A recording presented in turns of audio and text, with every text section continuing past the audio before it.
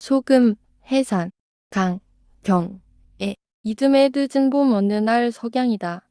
봉염이 어머니는 바느질을 하다가 두 눈을 부비치며 방문을 바라보았다. 빨간 문 위에 처마 끝 그림자가 뚜렷하다. 오늘은 팡둥이 오려나 대체 어딜 가서 그리 오래 있을까? 그는 또다시 생각하였다. 팡둥의 아내만 대하면 그는 묻고 싶은 것이 이 말이었다. 그러나 언제든지 새초롬에서 있는 그의 기색을 살피다가는 그만하려던 말을 줄이치고 말았다. 그리고 이렇게 석양이 되면 오늘이나 오려나 하고 가슴을 졸였다. 팡둥이 온대야 그에게 그리 기쁠 것도 없건만 어쩐지 그는 팡둥이 기다려지고 그리웠다. 오면 좋으련만 이번에는 꼭 말을 해야지. 무어라고. 그 다음 말은 생각나지 않고 두 귀가 화끈한다. 어떻거나 그도 짐작이나 할까? 하기는 뭘 해 남정들이 그러니 그렇게 내게 하리. 그는 팡둥의 얼굴을 머리에 그리며 원망스러운 듯이 바라보았다. 그날 밤 후로는 팡둥의 태도가 아무리 좋게 해석해도 냉랭해진 것만 같았다. 처음에는 점잖으신 어른이고 더구나 성미 까다로운 아내가 곁에 있으니 저러나 보다 하였으나 시일이 지날수록 원망스러움이 약간 머리를 들었다. 반면에 끝없는 정이 보이지 않는 줄을 타고 팡둥에게로 자꾸 쏠리는 것을 그는 느꼈다. 그는 한숨을 후 쉬며 이맛가에 흐르는 땀을 씻었다. 언제나 자기도 팡둥을 대하여 주저없이 말도 건네고 사랑을 받아볼까. 생각만이라도 그는 진저리가 나도록 좋았다. 그러나 자기 주위를 둘러싸고 있는 모든 환경을 깨닫자 그는 울고 싶었다. 그리고 팡둥의 아내가 끝없이 부러웠다. 그는 시름 없이 머리를 숙이며 원수로 애는 왜 배웠는지 하며 일감을 들었다. 바늘 끝에서 떠오르는 그날 밤에 팡둥은 성난 호랑이 같이도 자기에게 덤벼들지 않았던가. 자기는 너무 무섭고도 두려워서 방 안이 캄캄하도록 느린 비단 포장을 붙들고 죽기로써 반항하다가도 못 이겨서 애를 베게 되지 않았던가 생각하면 자기의 죄 같지는 않았다. 그런데 왜 자기는 선뜻 팡둥에게 이 말을 하지 못하는가? 그리고 그렇게 먹고 싶은 냉면도 못 먹고 이때까지 참아왔던가? 모두가 자기의 못난 탓인 것 같다. 왜 말을 못해? 왜 주저해? 이번에는 말할 테야. 꼭 할 테야. 그리고 냉면도 한 그릇 사다 달라지. 하며 그는 눈앞에 냉면을 그리며 침을 꿀꺽 삼켰다.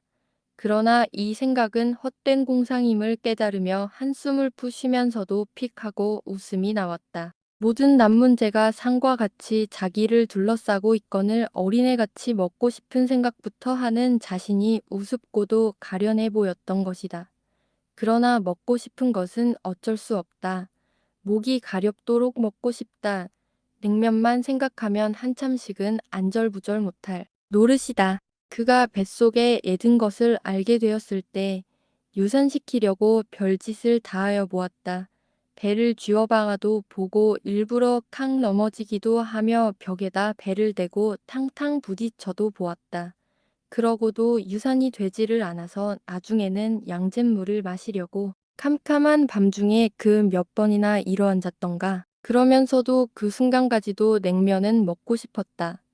누가 곁에다 감추고서 주저앉는 것만 같았다. 그렇게 먹고 싶은 냉면을 못 먹어보고 죽는다는 것은 너무나 애달픈 일이다. 더구나 봉염이를 생각하고는 그만 양잿물 그릇을 쏟치고 말았던 것이다. 학수가 차올수록 그는 어쩔 줄을 몰랐다. 우선 남의 눈에 들키지나 않으려고 끈으로 배를 꽁꽁 동이고 밥도 한두 끼니는 예사로 굶었다.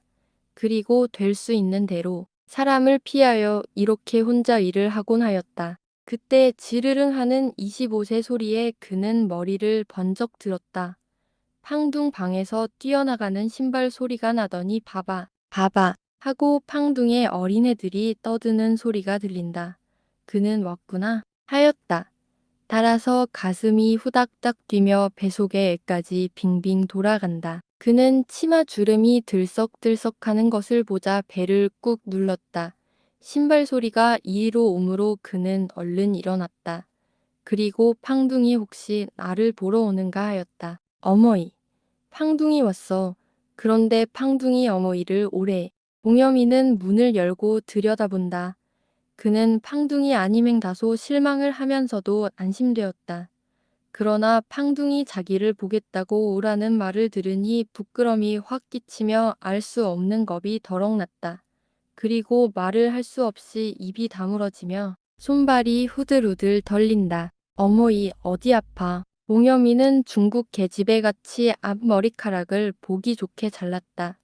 그는 머리카락 사이로 눈을 동그랗게 뜨고 어머니를 말똥이 쳐다본다. 그는 딸에게 눈치를 보이지 않으려고 머리를 돌리며 아니, 몽여미는 한참이나 무슨 생각을 하더니 어머이, 팡둥이 성난 것 같아. 왜, 어쩌더냐. 아니, 글쎄 말야. 봉여미는 속가에서 달아져서 보기 싫게 된 그의 손톱을 들여다보면서 아까 팡둥의 얼굴을 생각하였다. 그때 팡둥의 아내 소리가 빽 하고 났다. 뭣들 하기 그러고 있어. 어서 오라는데. 심상치 않은 그의 언성에 그들은 일시에 불길한 예감을 품으면서 팡둥 방으로 왔다. 팡둥은 어린애를 좌우로 안고서 모녀를 바라보았다. 그리고 잠깐 눈살을 찌푸리면 눈을 거칠게 뜬다. 팡둥의 아내는 입을 비축하였다. 자식을 얼마나 잘 두었기에 애비 원수인 공산당에 들었을까? 그런 것들은 10번 죽여도 좋아. 우리는 공산당 친척은 안 돼. 공산당과는 우리는 원수야. 오늘부터는 우리 집에 못 있어. 나가야지. 모녀를 탁 쏘아본다. 모녀는 갑자기 무슨 말인지를 알아들을 수가 없었다. 그리고 머리가 어찔어찔해 왔다. 이번 장괴디가 국자가 가서 내 오빠 죽이는 것을 보았단다. 모녀는 어떤 쇠방망이로 머리를 사정없이 후려치는 듯 아뜩하였다. 한참 후에 봉여미 어머니는 팡둥을 바라보았다. 팡둥은 그의 시선을 피하여 어린애를 보면서도 그 말이 옳다는 뜻을 보이었다. 그는 한층 더 아찔하였다. 그 애가 참말인가 하고 그는 속으로 부르짖었다. 어서 나가. 만주국에서는 공산당을 죽이니깐. 팡둥의 아내는 귀걸이를 흔들면서 모녀를 밀어내었다. 모녀는 암만 그들이 그래도 그 말이 참말 같지 않았다. 그리고 속 시원히 팡둥이가 말을 해주었으면 하였다. 팡둥은 그들을 바라보자 곧 불쾌하였다. 그날 밤 그의 만족을 채운 그 순간부터 어쩐지 발길로 그의 엉덩이를 냅다 차고 싶게 미운 것을 느꼈다. 그 다음부터 그는 봉여미 어머니와 마주 서기를 싫어하였다. 그러나 살림에 서투른 젊은 아내를 둔 그는 그들을 내보내면 아무래도 식모든지 착실한 일꾼이든지를 두어야겠으니 그러자면 먹여주고도 돈을 주어야 할 터이므로 오늘 내일 하고 이때까지 참아왔던 것이다. 보다도 내보낼 구실 얻기가 거북하였던 것이다. 그러던 차에 이번 국자가에서 봉식이 죽는 것을 보고서는 곧 결정하였다. 무엇보다도 공산당의 가족이니만큼 경비대원들이 나중에라도 알면 자신에게 후환이 미칠까 하는 생각이었고 또 하나는 자기가 극도로 공산당을 미워하느니 만큼 공산당이라는 말만 들어도 소름이 끼쳐서 못 견디었던 것이다. 아내에게 밀리어 문 밖으로 나가는 모녀를 바라보는 팡둥은 봉식의 죽던 광경이 다시 떠오른다. 친구와 교회에 나갔다가 공산당을 죽인다는 바람에 여러 사람의 뒤를 따라가서 들여다보니 벌써 10여 명의 공산당을 죽이고 꼭 하나가 남아 있었다. 그는 좀 더 빨리 왔더면 하고 후회하면서 사람들의 틈을 뻐개고 들어갔다. 마침 경비대에게 끌리어 한가운데로 나앉은 공산당은 봉식이가 아니었느냐. 그는 자기 눈을 의심하고 몇 번이나 눈을 부비친 후에 보았으나 똑똑한 봉식이었다. 전보다 얼굴이 검어지고 거칠게 보이나마 봉식이었다. 그는 기침을 칵 하며 봉식이가 들으리만큼 욕을 하였다. 그리고 행여 봉식이가 돈을 벌어가지고 어미를 찾아오면 자기의 생색도 나고 다소 생각함이 있으리라고 하였던 것이 절망이 되었다. 누런 군복을 입은 경비대원 한 사람은 시퍼런 칼날에 물을 드르르 부었다. 그러나 물방울이 진주같이 흐른 후에 칼날은 무서우리만큼 빛났다. 경비대원은 칼날을 들여다보며 씀벅 웃는다. 그리고 봉식이를 바라보았다. 봉식이는 얼굴이 새하얗게 질리고도 기운있게 버티고 있었다. 그리고 입모습에는 비웃음을 가득히 띠고 있다. 팡둥은 그 웃음이 여간 불쾌하지 않았다. 그리고 어느 때인가 공산당에게 위협을 당하던 그 순간을 얼핏 연상하며 봉식이가 확실히 공산당이라는 것을 의심하지 않았다. 그러자 칼날이 번쩍할 때 봉식이는 소리를 버럭 지른다. 어느새 머리는 땅에 떨어지고 선혈이 솟하고 공중으로 뻗칠 때 사람들은 냉수를 잔등에 느끼며 흠칫 물러섰다. 생각만이라도 팡둥은 소름이 끼치어서 어린애를 꼭 껴안으며 어서 모녀가 눈에 보이지 않기를 바랐다. 모녀가 문 밖에까지 밀리어 나오고도 팡둥이가 따라 나오며 말리려니 하였다. 그러나 그들이 보따리를 가지고 대문을 향할 때까지 팡둥은 가만히 있었다. 봉염이 어머니는 노염이 치받치어 휙 돌아서서 유리창을 통하여 바라보이는 팡둥의 뒷덜미를 노려보았다. 미친 듯이 자기를 향하여 덤벼들던 저 팡둥이 그가 무엇라고 소리를 지르려고 할 때 팡둥의 아내와 옛 알지 못할 사나이가 그를 돌려 세우며 그들을 밖으로 내몰았다. 그들은 정신없이 시가를 벗어나 해랑강변으로 나왔다. 강물이 앞을 막으니 그들은 우뚝 섰다. 어디로 가나 하는 생각이 분에 흩어졌던 그들의 생각을 집중시켰다. 그들은 눈을 들었다. 해는 뉘엿뉘엿 서산에 걸렸는데 저 멀리 보이는 마을 앞에 둘러선 버들숲은 흡사히도 그들이 살던 선덕어 앞에 가로 놓였던 그 숲과도 같았다. 그곳에는 아직도 남편과 봉식이가 있을 것만 같았다. 그러나 다시 한번 눈을 부비치고 보았을 때 봉염이 어머니는 털썩 주저앉았다. 그리고 소리 높이 흐르는 강물을 들여다보며 그만 죽고 말까 하였다. 동시에 이때까지 거짓으로만 들리던 봉식의 죽음이 새삼스럽게 더 걱정이 되며 가슴이 쪼개지는 듯하였다. 그러나 그 말은 믿고 싶지 않았다. 봉식이는 똑똑한 아이다. 그러한 아이가 애비 원수인 공산당에 들었을 리가 없을 듯하였다. 그것은 자기 모녀를 내보내려는 거짓말이다. 죽일년. 그년이 내 아들을 공산당이라고. 에이 이 년놈들 벼락 맞을라. 누구를 공산당이래. 너희 놈들이 그러고 되질 때가 있을라. 누구를 공산당이래. 봉염이 어머니는 시가를 돌아보며 이를 북북 깔았다. 시가에는 수 없는 벽돌집이 다닥다닥 붙어 앉았다. 저렇게 많은 집이 있건만 지금 그들은 몸담아 있을 곳도 없어 이리 쫓기어 나오는 생각을 하니 기가 꽉 찼다. 그리고 저자들은 모두가 팡둥 같은 그런 무서운 인간들이 사는 것 같아 보였다. 이렇게 원망스러우면서도 이리로 나오는 사람만 보이면 행여 팡둥이가 나를 찾아 나오는가 하여 가슴이 뜨끔해지곤 하였다. 어스름 황혼이 그들을 둘러쌀 때에 그들은 더욱 난처하였다. 봉여미는 훌쩍훌쩍 울면서 오늘 밤은 어디서 자누 어머이 하였다. 그는 순간에 팡둥 집으로 달려들어가서 모조리 칼로 찔러 죽이고 자기들도 죽고 싶은 충동이 강하게 일어났다. 그래서 그는 벌떡 일어났다.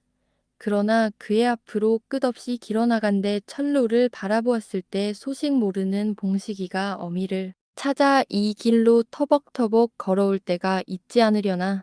그리고 또다시 팡둥의 말과 같이 아주 죽어서 다시는 만나지 못하려나 하는 의문에 그는 소리쳐 울고 싶었다.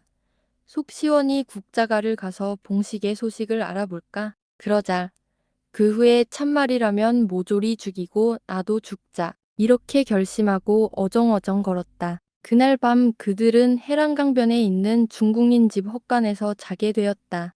그것도 모녀가 사정을 하고 내일 시장에 내다 팔 시금치나물과 파 등을 다듬어 주고서 승낙을 받았다.